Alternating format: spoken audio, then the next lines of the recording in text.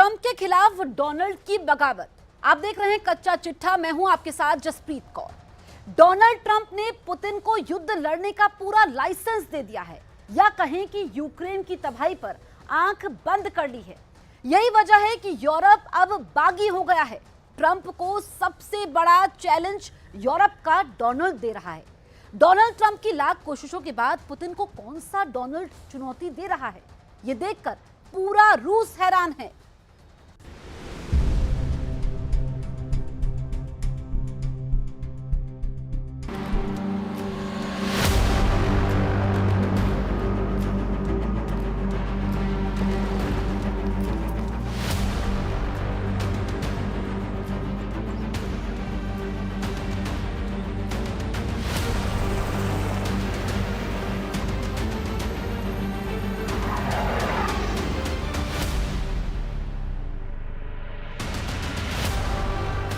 युद्ध, ताबड़तोड़ हमले, तबाही ऐसी जिसमें जल रहा है यूक्रेन,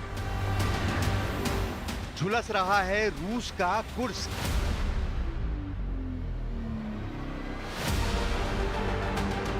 और अब यह आग यूरोप की तरफ बढ़ने लगी है।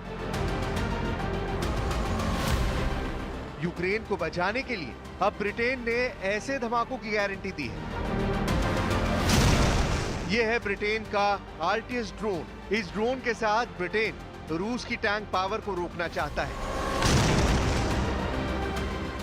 आर्टियस ड्रोन के धमाकों को स्लो मोशन में देखिए।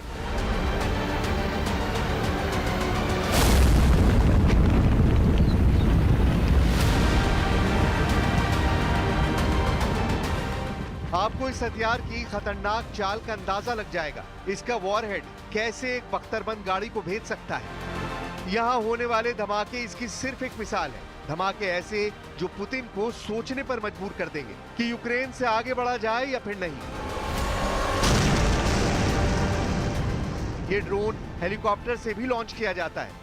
ये ड्रोन चलते हुए किसी छोटे ट्रक से लॉन्च किया जा सकता है। ऐसा हरफन मौला ड्रोन यूरोप की युद्ध वाली गारंटी की एक छोटी सी शुरुआत कहा जा रहा है। जबकि यूरोप में युद्ध अब तेज होगा, इस बात की गारंटी यूरोप के 5 रिंग लीडर दे रहे हैं। पहले ring leader Vladimir Zelensky. Zelensky ने ट्रंप की सलाह के बावजूद यूरोप को युद्ध के लिए तैयार कर लिया है। दूसरी रिंग लीडर इटली की प्रधानमंत्री जॉर्जिया मेलोनी। मेलोनी ने यूक्रेन के लिए नेटो के आर्टिकल 5 में बदलाव करने का सुझाव दिया है। तीसरे रिंग लीडर फ्रांस के राष्ट्रपति इमैनुअल मैक्रों। मैक्रों अब यूरोप में बना रहे हैं परमाणु कवच। चौथे रिंग लीडर ब्रिटेन के पीएम कीर स्टारमर ने हथियार बनाने वाली कंपनियों को एक्टिव कर दिया है। पांचवें रिंग लीडर पोलैंड के पीएम डोनाल्ड टस्क ने पुतिन से सीधी टक्कर लेने का ऐलान कर दिया है। नेटो के बहुत ही अहम देश पोलैंड की जमीन यूरोप का दूसरा सबसे बड़ा वॉर जोन बन सकती है। इस बात का खतरा पोलैंड के प्रधानमंत्री को सताने लगा है। पोलैंड और नेटो की तैयारी देखकर पुतिन के होश उड़ सकते हैं।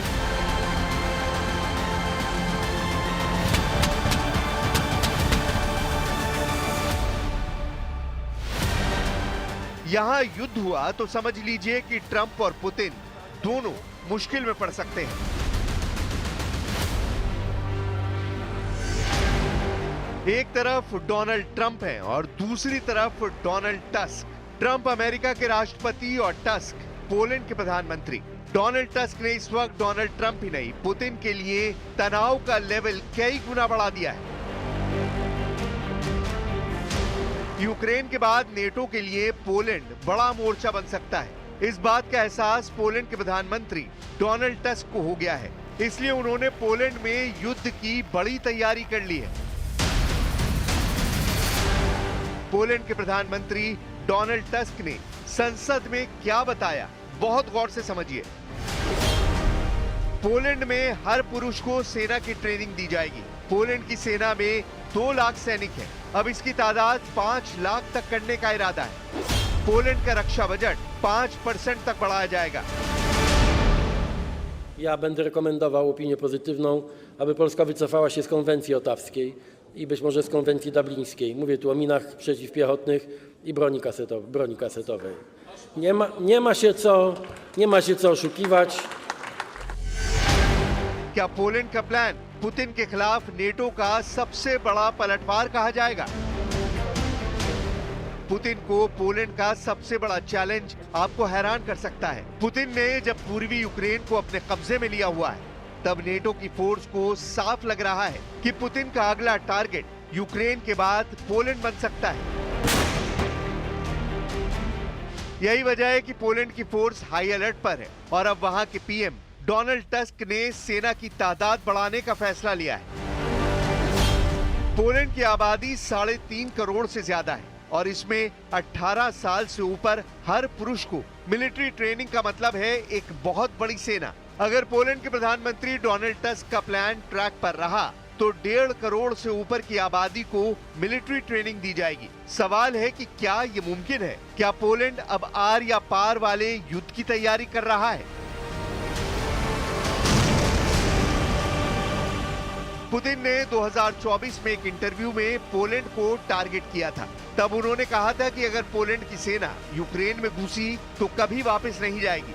यानी पुतिन भी जानते हैं कि यूक्रेन के बाद उनके सामने चुनौती कौन है।